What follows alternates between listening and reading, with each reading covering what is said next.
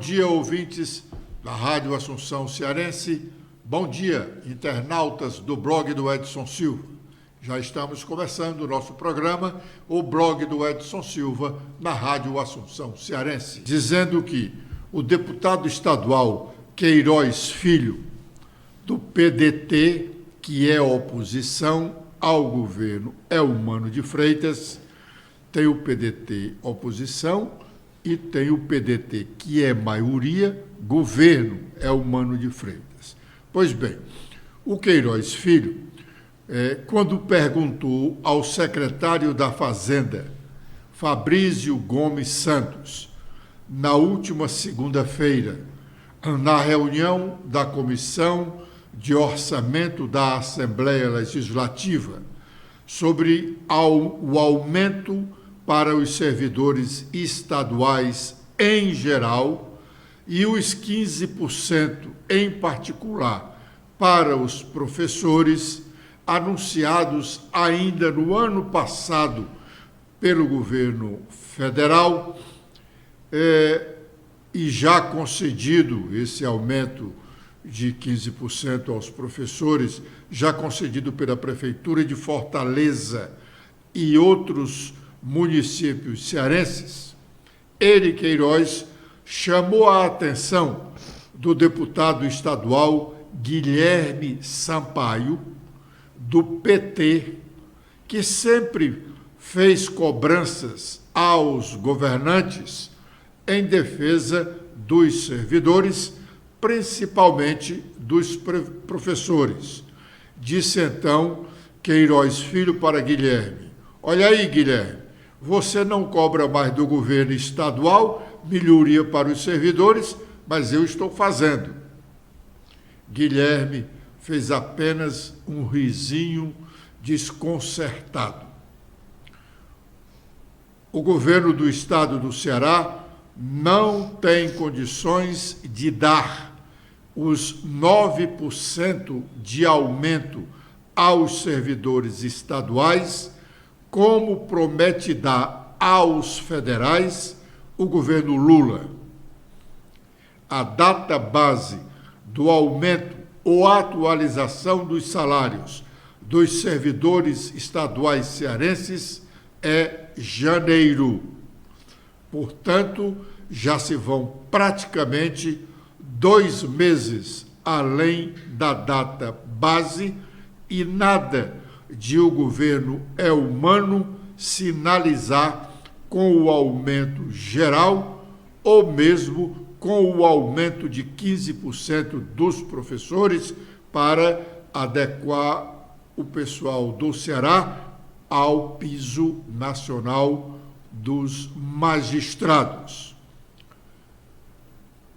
para que eles realmente estejam no teto. As finanças estaduais não suportam o mesmo índice de aumento anunciado pelo governo federal. Falta dinheiro no erário cearense para tal aumento. E ainda tem as limitações da Lei de Responsabilidade Fiscal. O estado do Ceará está no limite prudencial da despesa com a sua folha de pagamento. Qualquer aumento que o governador venha a dar aos servidores pode complicá-lo com a Lei de Responsabilidade Fiscal, que é uma lei muito séria e pode fazer o governante a responder por crime de responsabilidade.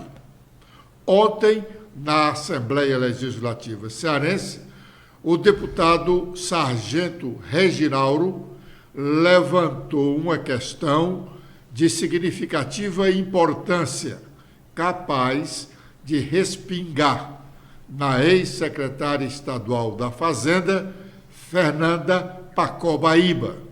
Hoje, Fernanda, cuidando dos recursos do Fundeb, no Ministério da Educação.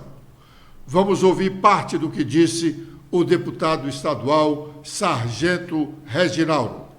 Mas, enfim, eu quero falar aqui, me solidarizando, deputado Felipe, com os auditores fiscais do Estado de Ceará.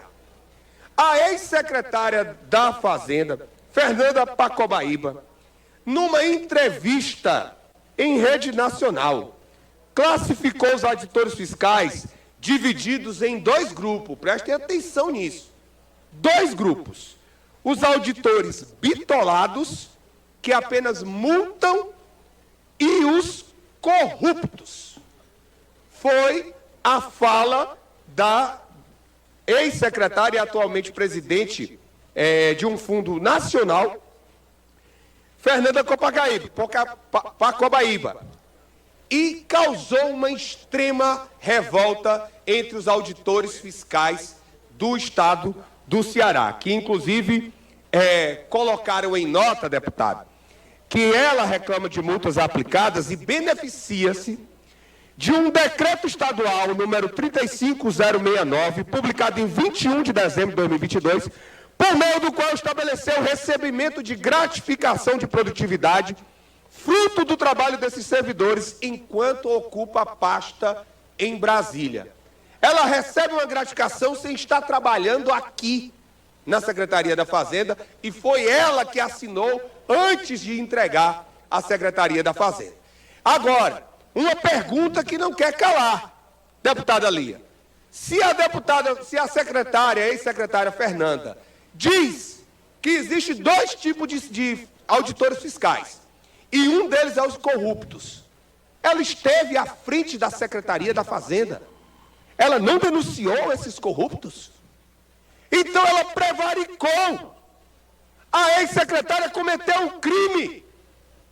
É isso que ela está afirmando, porque se tinha servidores corruptos, ela tinha o dever, a obrigação de ofício de denunciar cada um destes. E ela precisa via público, inclusive como servidora de carreira, bitolados ou o grupo dos corruptos. Bom, devemos entender como grave essa afirmação do deputado estadual Sargento Reginaldo. Lamentavelmente, ninguém da base governista, nenhum deputado estadual da base governista fez qualquer comentário sobre as acusações do deputado Sargento Reginaldo. No mínimo, temos aí uma grande imoralidade.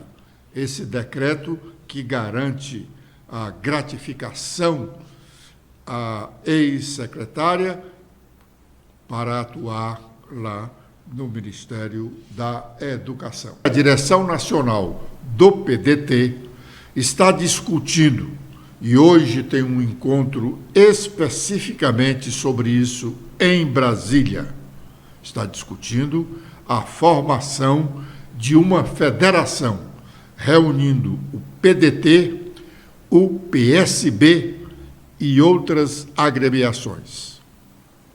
O PP, Partido Progressista, para alívio dos seus filiados no Ceará, desistiu de fazer uma federação com o União Brasil. A federação a ser encabeçada pelo PDT, se firmada, unindo-o ao PSB, reduz o espaço político no Ceará do ex-governador Camilo Santana.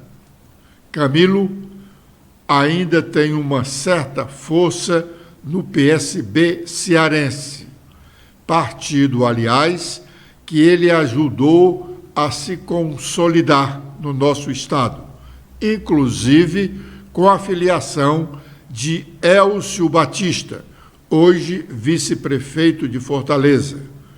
À época, quando Élcio foi levado a filiar-se ao PSB, ele era secretário da Casa Civil do governo Camilo Santana. Hoje, Elcio não está mais no PSB, e sim no PSDB.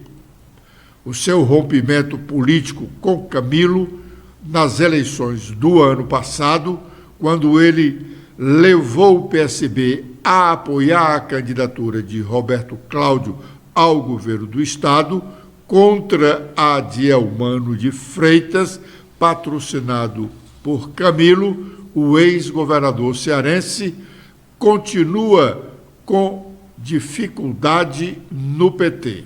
Atenção, o ex-governador cearense, Camilo Santana, continua com dificuldade no PT do Ceará. Agora mesmo, outras forças políticas dentro do partido, do PT, monitoram o trabalho do ex-governador de filiação de eleitores ao partido, com vistas a ele influenciar no diretório municipal da agremiação, quando da escolha do candidato a prefeito de Fortaleza no próximo ano. A líder majoritária do PT de Fortaleza, deputada federal Luiziane Lins, não abre mão de ser candidata novamente à prefeitura ou indicar um seu afilhado para ser candidato a prefeito da capital cearense.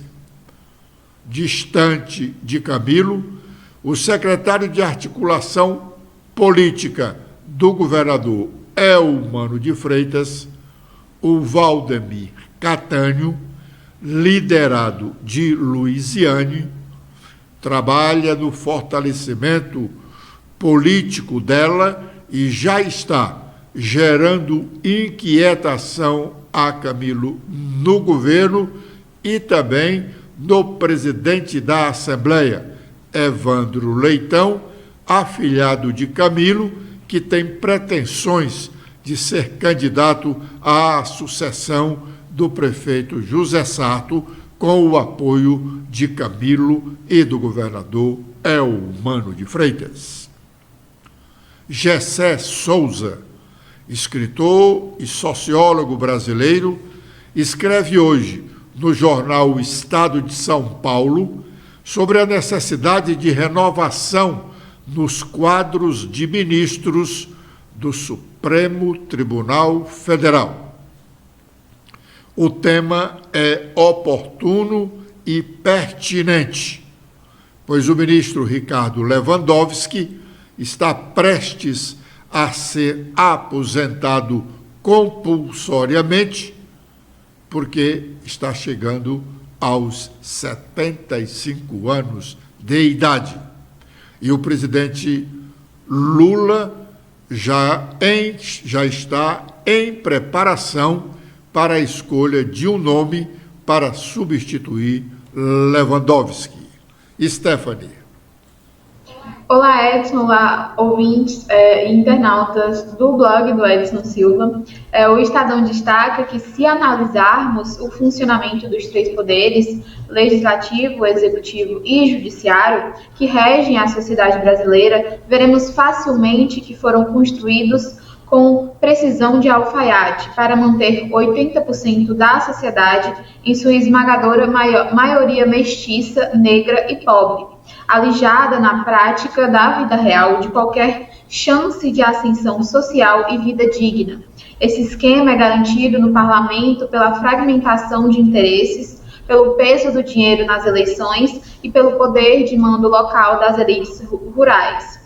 No judiciário, o esquema elitista se baseia na criação de uma casta jurídica com altos salários, apartada da sociedade, uma espécie de nobreza de Estado, com os mandarins chineses, quase toda branca, e, se possível, com um sobrenome europeu.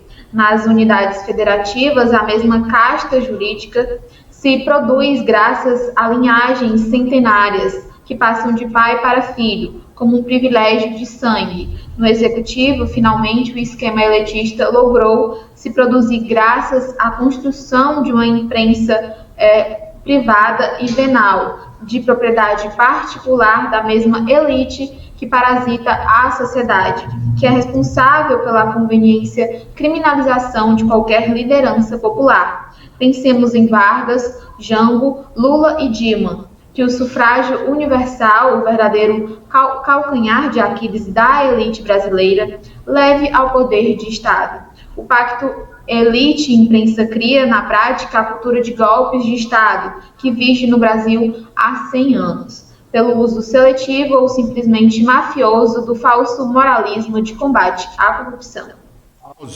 Ontem, o presidente Lula falou sobre essa questão de escolha de ministro do Supremo Tribunal Federal. Vamos ouvi-lo. Da Suprema Corte. Essa discussão que está sendo feita é uma discussão que não tem sentido. É uma coisa meio sem lógica. Veja, primeiro, é da responsabilidade do presidente da República indicar o ministro da Suprema Corte para que o Senado da República possa validá-lo ou não. É assim, foi assim. Eu já indiquei 6 no outro mandato, sabe? Não indiquei nenhum amigo meu. Todos que eu indiquei, se tivesse que voltar hoje e eu tivesse a mesma informação que eu tinha na época, eu os indicaria outra vez. Porque eu não vou indicar o ministro por ser meu amigo. Eu não quero indicar o ministro para fazer coisa para mim. Eu quero indicar um ministro da Suprema Corte que seja uma figura competente do ponto de vista jurídico e que esse cidadão exista lá para fazer com que a Constituição da República seja respeitada. É isso. Eu não quero um amigo. Eu não quero alguém do PT. Eu quero alguém que seja competente para exercer. E por isso é que eu digo o seguinte, o Cristiano Zanin, ele foi a grande revelação jurídica nesses últimos anos. Eu digo sempre o seguinte, o Zanin foi muito criticado porque não era criminalista, muita gente pediu para mim, olha, você tem que contratar fulano, você tem que pegar Beltrano, você tem que colocar, mas muita gente. Agora, presidente. Então, só para terminar esse negócio da indicação, eu não sei quem que eu vou indicar, eu não tenho compromisso oficial com ninguém.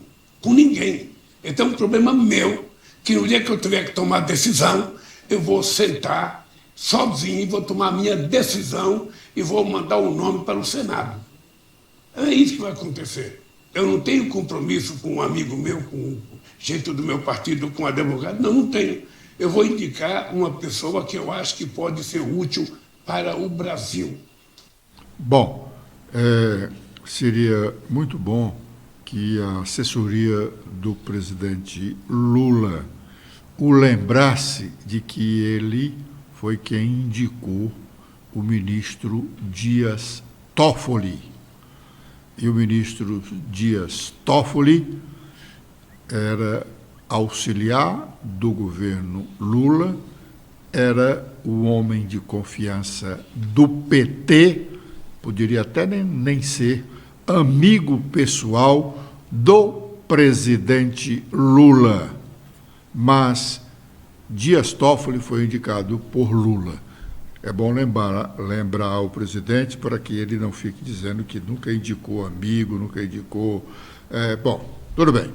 Essa escolha de ministro do Supremo Tribunal Federal, é bom lembrar, é uma escolha compartilhada. O presidente da República indica um nome, mas esse nome só será chancelado se o Senado da República aprovar a indicação.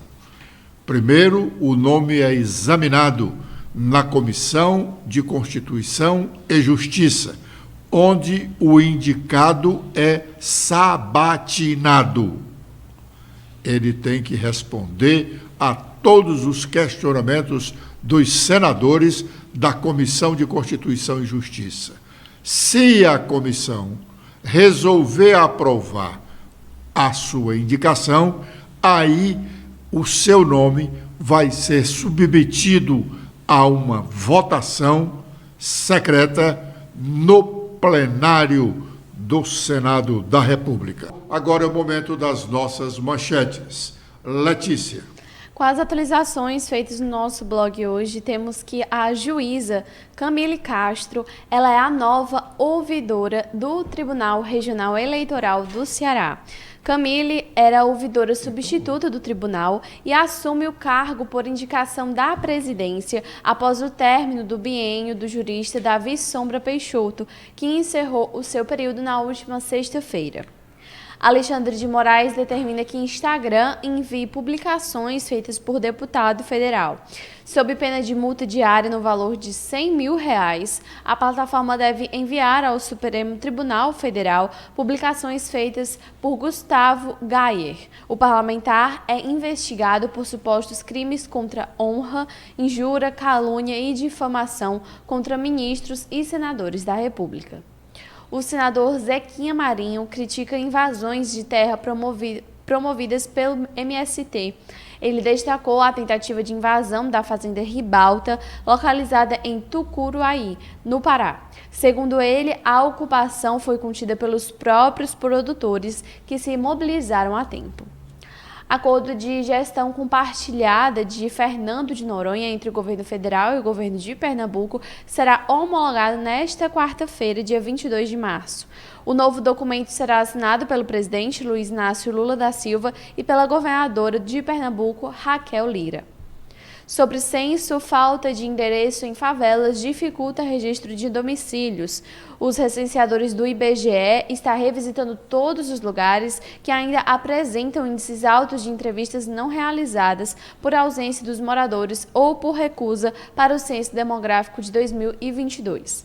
Com os destaques nacionais, temos sobre o crime organizado que a PF faz operação contra a facção que planejava matar autoridades. Sérgio Moro é um dos alvos da quadrilha. Segundo o ministro da Justiça Flávio Dino, o plano de assassinatos incluía também um promotor de justiça. A ação ocorre em 4 estados e também no Distrito Federal. Com os destaques do Globo, temos os elogios de Paulo Guedes a Fernando Haddad em conversas com empresários. Sobre a ministra do Planejamento, Simone Tebet, ela diz que se for um bom arcabouço fiscal em 40 dias, os juros devem cair.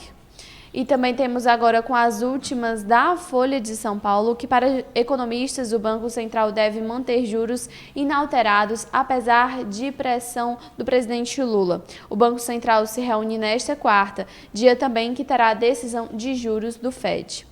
E também temos que Covid ainda exige protocolos como o uso de máscara e isolamento. Apesar da queda do número de casos, ainda é necessário adotar medidas de segurança. Uma das nossas manchetes aqui lidas pela Letícia disse do acordo que será assinado agora à tarde, na tarde de hoje, lá entre o presidente da República e a governadora de Pernambuco, sobre o controle de Fernando de Noronha. Houve uma decisão do Supremo Tribunal Federal dizendo que Fernando de Noronha deve ser realmente, o arquipélago deve pertencer à administração, ao governo de Pernambuco. Era sempre no governo federal essa administração, tanto que no governo do presidente José Sarney, o governador do arquipélago de Fernando de Noronha foi o jornalista cearense Fernando César Mesquita. Fernando César sempre foi uma pessoa ligada ao ex-presidente José Sarney. Ele foi o homem da comunicação, tanto do governo Sarney, do governo presidente, enquanto Sarney comandou o Senado da República. Foi, então, o último comandante do arquipélago de Fernando de Noronha, indicado pelo presidente da República, o jornalista cearense Fernando César Mesquita. Ontem, enfim, o PL Nacional fez um grande evento para apresentar a ex-primeira-dama do Brasil, Michele Bolsonaro, como a mulher líder do partido. Bolsonaro, dos Estados Unidos, participou virtualmente do evento e foi um momento de emoção. Michele tem uma programação nacional a cumprir. Vamos ouvir parte do que ela disse no evento de ontem. Hoje é um dia muito especial em minha vida, em que assumo a presidência nacional do PL Mulher. Ainda mais por ser um mês que estamos celebrando o nosso mês. E estar na companhia de todas vocês é realmente muito especial. Começaremos juntas a trabalhar para que no futuro sejamos também lembradas como mulheres que fizeram acontecer na história da política brasileira e que prepararam o caminho para as próximas gerações e contribuirão na construção da equidade entre homens e mulheres. Tudo começa com o protagonismo das mulheres na história da Bíblia, que fizeram a diferença em sua época, ensinando a nós mulheres pilares como a fé, a esperança e o amor. Há 90 anos, né, Soraya? Você gosta muito de dizer isso? A primeira mulher brasileira exercia o direito ao voto no Brasil. E para que hoje nós possamos estar aqui, não só votando, mas ocupando o espaço na política que também é nosso por direito. O PL é o partido que mais valoriza a mulher. E juntas vamos ser esse canal para incentivar e estimular a participação da mulher no cenário político eleitoral, respeitando sempre as diferenças de cada uma como protagonista de sua própria história. É compreensível entender porque muitas mulheres não querem. Está sendo preparada para ser candidata a presidente da República, exatamente porque está se antevendo, sobretudo os aliados do ex-presidente Bolsonaro, que o Tribunal Superior Eleitoral vai torná-lo inelegível. Então, o PL quer aproveitar a popularidade de Michele para que ela seja a candidata a presidente da República nas próximas eleições.